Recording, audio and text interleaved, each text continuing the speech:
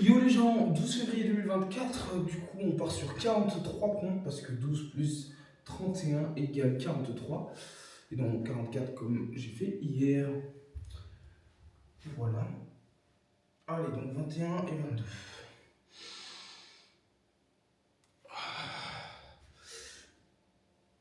22, 21, 20, 19, 18, 17, 16, 15, 14, 13, 12, 11, 10, 9, 8, 7, 6, 5, 4, 3, 2, 1, 0.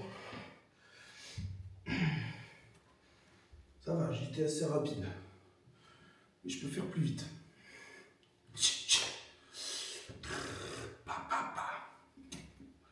Bon, roadmap UMDB faite. Je me suis peut-être mis des objectifs un petit peu trop ambitieux. Mais c'est comme ça que je vais avancer. C'est-à-dire que c'est en visant la Lune que je vais atteindre le sommet de la Tour Eiffel. Ou c'est en visant le Soleil que j'atteindrai la Lune. Enfin bref, en mettant des objectifs super hauts, je vais peut-être pas l'atteindre, mais je vais aller plus haut que si je mettais en visant 1 milliard. Je vais peut-être faire que 100 millions. Et si je m'étais fixé comme objectif 100 millions, j'aurais peut-être fait que 50 millions. Donc, vaut mieux ça. Comme ça, c'est bien. Je vais me faire un espèce de deal flow, plus dans l'action. Donc ça va être même si c'est pas utile, pas rentable, on appelle, on cherche, on trouve, on met sur Excel. Voilà. Donc 21 points maintenant. Je vais essayer de le faire un peu plus écarté. C'est vrai que je suis pas trop... Ouais, camion de fou là. Donc... Hop.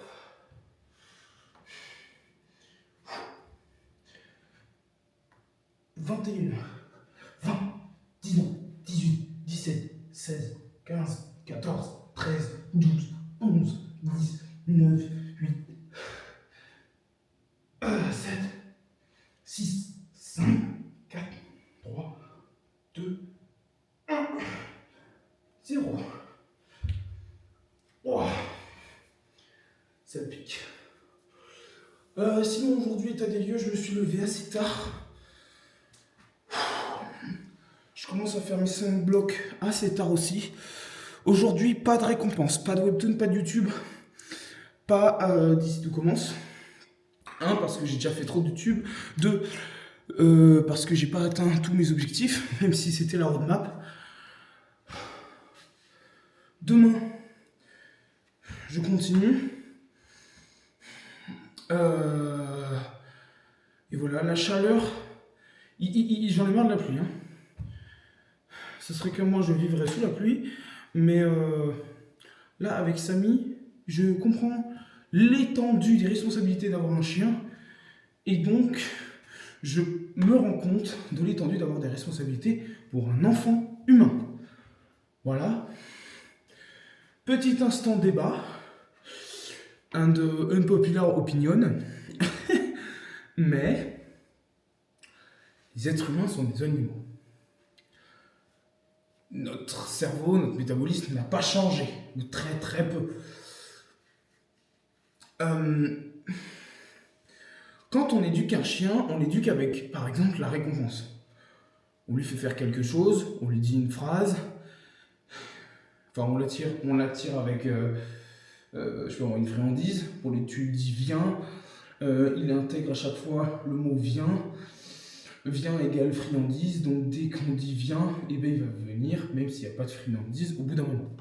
Bref, tout ça pour dire qu'un enfant humain, premièrement, étant donné que l'espèce humaine est une espèce humaine, et donc une espèce donc animale, les procédés pour éduquer un animal sont les mêmes pour les humains.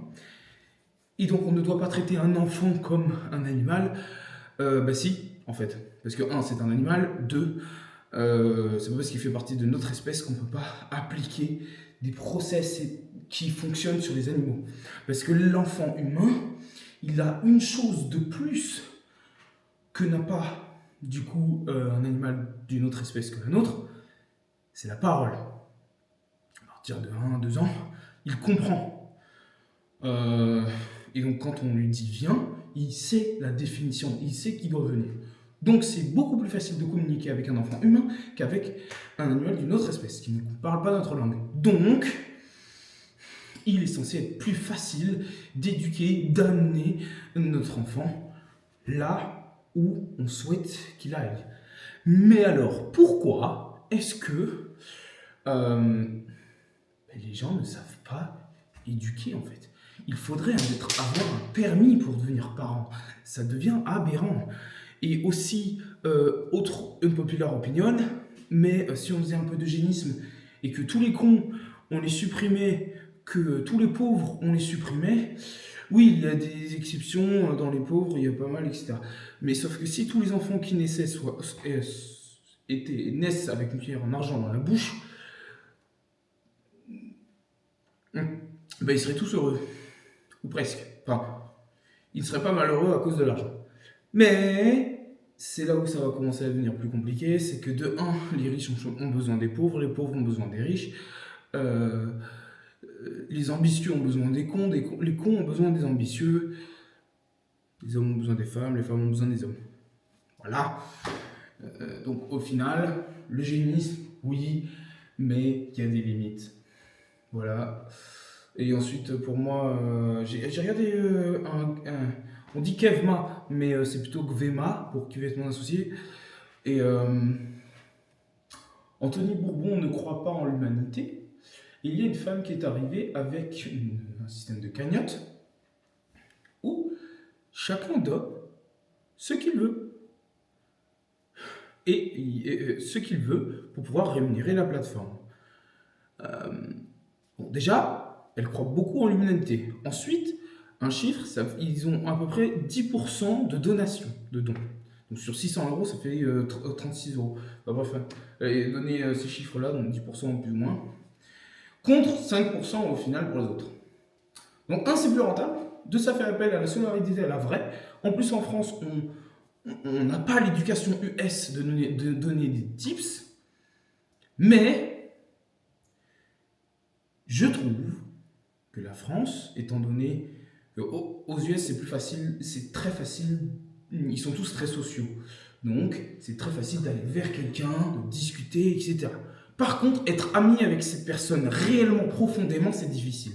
La France, c'est l'inverse. Il y a une barrière de glace, tu casses cette barrière de glace, c'est un monde infini, un jardin d'Éden, après que tu obtiens. Donc, sur ce principe-là, aux US, ils font des tips parce que c'est une norme, ils la donnent, etc. Et non par réel poids. On met du poids dans ces mots. Soit on pense ces mots, on sait pourquoi on les dit, etc. Mais ça marche aussi, le concept marche aussi dans les faits.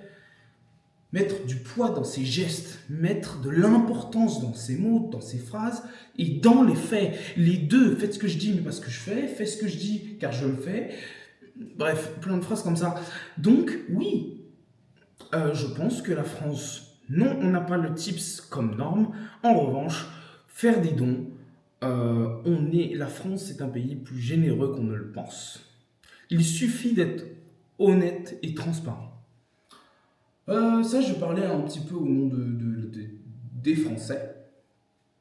Un Français est une personne qui a une pièce d'identité française. Point barre. Moi, je parle de ce principe-là parce que la génétique, mes couilles, etc. Il y a eu un débat là. C'était le débat de la vidéo que je n'ai pas fini d'importer, donc il n'existe plus. Ou du moins, elle sera à 24% d'importation pour toujours. Ce qui était avec Julien Rochdy et Karim, je sais plus quoi, sur le crayon, le débat. Et tout cela, bon, en France, on dit que c'est l'extrême droite, la droite, etc. Non. Pas réellement. C'est d'une extrême droite, mais c'est un petit groupe de personnes. À droite n'a rien à voir là-dedans, et puis en plus c'est censé être libéral, alors que là, en France, nous avons 4 gauches. L'extrême gauche, la gauche, la droite et l'extrême droite sont 4 formes de gauche différentes. Parce que normalement la gauche, c'est communisme, libéralisme. En France, on a communisme à fond, libéralisme léger. Et on accueille tout le monde et on fait et régulation. Bon, bref. Qu'est-ce que je veux dire? Oui, les gens qui pensent que il faut que ça serait bien pour garder la culture d'un pays, etc. Ça serait bien de garder les personnes qui sont françaises de souche, donc du moins que ces personnes de souche restent dans leur pays d'origine, etc., etc. Mais depuis la mondialisation, depuis le commerce triangulaire, c'est très loin, hein, l'esclavage on connaît, c'est très loin, mais depuis le commerce triangulaire, je pense depuis cette période, la mondialisation n'a fait que s'empiler. Déjà le terme il vient de cette période, pour moi, hein. Première fois que je fais une ref à l'histoire, alors que je suis contre le fait de regarder le passé. Enfin bref, Enfin, pour moi le passé n'est pas un argument, ni dans un débat, ni ailleurs. Voilà, à part pour les historiens, mais c'est leur métier, donc ça n'a rien à voir. Pour moi, on se base du présent pour faire le futur, et on ne se base pas du passé pour faire le futur, ou pour argumenter le présent pour le futur. Hein. Ah, ça c'est un sujet qui m'énerve. Pourtant, je viens de le faire. Soit, la mondialisation, ça a amené quoi? Ça a amené les gens à se métisser, le métissage. Des Noirs au Japon, des Asiates aux US, etc. Nanana, des Blancs en Afrique, nanana. Bref. Des langues un petit peu partout. L'anglais et le mandarin qui dominent toutes les autres langues. Bon. Et donc, de par la mondialisation, etc., de par la volonté de s'émanciper, etc., je pense qu'il y aura de plus en plus de métissage et de moins en moins de vraies personnes de souche d'un pays ou d'un autre. Hein. À part peut-être la Corée du Nord, hein, à la limite, hein, globalement, vu qu'il n'y a personne qui rentre, personne qui sort, et il n'y a pas de métissage là-bas. Hein. Je crois, hein, c'est une croyance, je n'ai pas de source. Mais voilà. Donc, je pense qu'il est risible de chercher à garder des personnes de souche. En revanche, pour le patrimoine, qu'il y ait du métissage ou non, de souche ou non, le patrimoine, la culture, etc., ça, c'est transmissible à toute personne. Et oui, je pense que la culture ce qui fait le bonheur de voyager, c'est de la découverte de nouveaux paysages, de nouvelles cultures, de nouvelles langues, de nouvelles manières de faire, etc. Après, je suis en train de... Voilà. Et donc, si tout le monde a tous un peu de culture de tout le monde, il va nous rester les paysages. Les paysages, ben, la déforestation, etc. Et au final, tu les retrouves un peu tous partout. Il n'y a que les intempéries et températures qui changent léger. Donc, oui, je pense qu'il s'agirait de garder chaque culture, chaque patrimoine dans chaque pays d'origine. Et de ne pas les importer à Pétaouchnok. Ou du moins on peut les importer, à la limite. Mais il y a comment on appelle ça? Une source. Enfin, il y a une citation de source dans l'entreprise qui l'utilise ailleurs. Et dans le pays d'origine, il doit y avoir une protection de ce patrimoine de savoir, ce patrimoine culturel, etc. Un peu comme la Roumanie, parce que la Roumanie c'est un très mauvais exemple, parce que du coup ils se sont fait coloniser de partout, et du coup ils ont pris des recettes de partout. Mais ils ont quand même leur propre culture, bon, qui est constituée de plusieurs trucs. Donc pour moi c'est ça. Quand on dit grand remplacement, c'est pas grand remplacement génétique, même si, parce que ça c'est déjà le cas et ça va forcément arriver, personne ne pourra rien faire contre, à part la Corée du Nord. Hein. Par contre, le grand remplacement en termes de culture, oui. C'est-à-dire que désormais, les French arabiques sont les personnes qui adoptent la culture arabe en mode appropriation culturelle ou non. Et voilà. Et ça, je ne pense pas qu'il est bien de partager de donner sa culture. La France, c'est un pays de gastronomie, de mode, de, de tech, d'un langage, etc. Pour moi, c'est comme Dubaï. Dubaï, c'est musulman, mais il y a des chrétiens, il y a des juifs, il y a des homos, enfin des LGBT, il y a des gens. Tout le monde vit en communion. Mais c'est le musulmanisme qui domine. Tout le monde est d'accord là-dessus, etc. Et bien ça devrait être la même chose en France. En France, c'est le christianisme et toutes les petites branches là, protestantisme, tous mes couilles là. Oui, je suis athée ou du moins agnostique, bref, etc. Je m'en fous. Et c'est ça aussi pourquoi je ne veux pas trop m'instruire, parce que justement je veux pouvoir refléter la plupart des gens.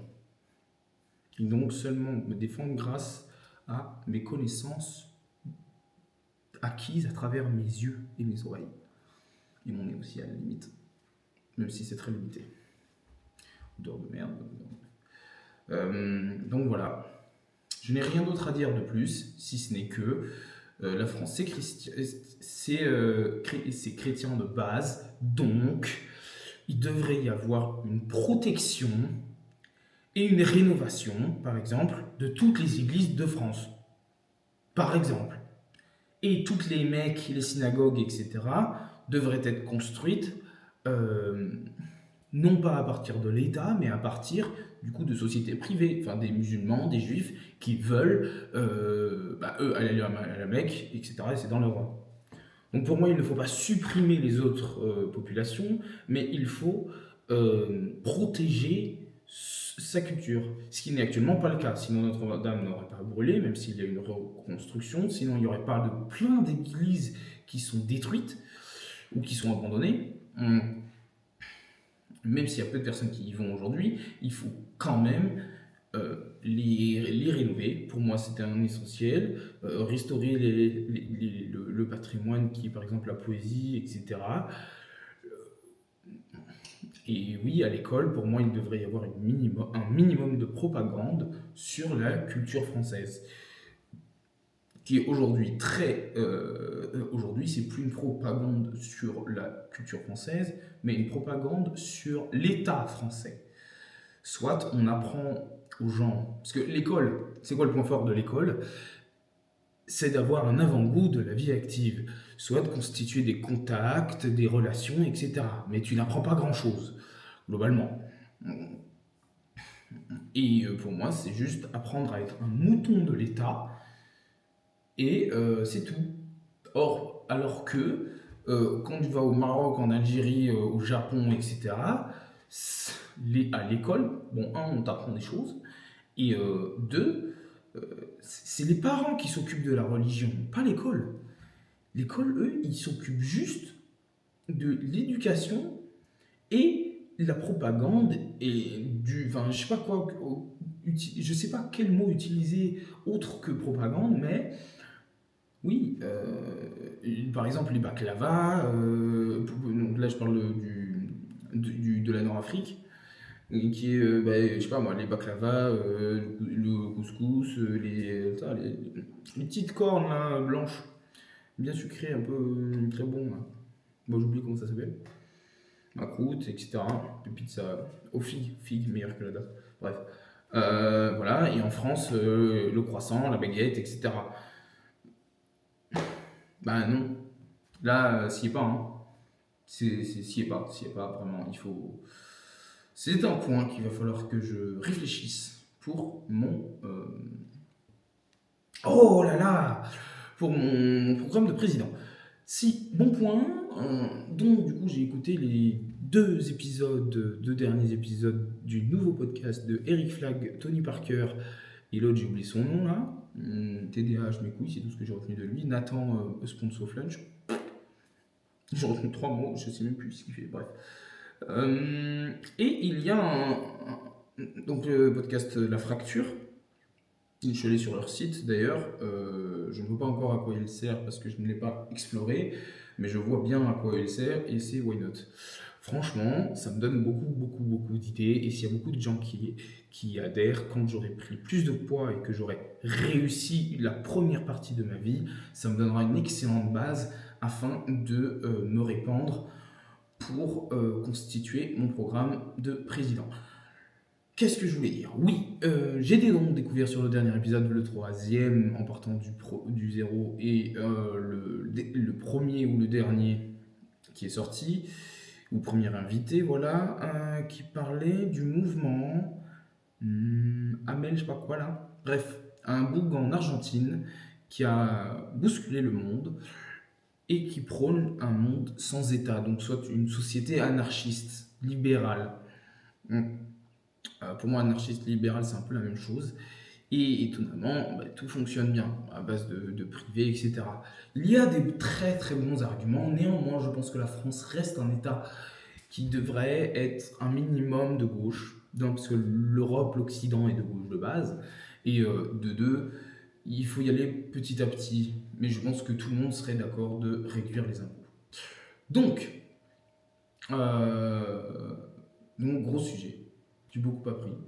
Et je me rends compte aussi que j'ai un nouveau tic de langage, ou plutôt un retour de tic de langage, qui est que je refais au lieu de mettre des blancs, et quand ma pensée n'est plus structurée et qu'il y a trois petits points, je m'arrête de parler et je vais pas...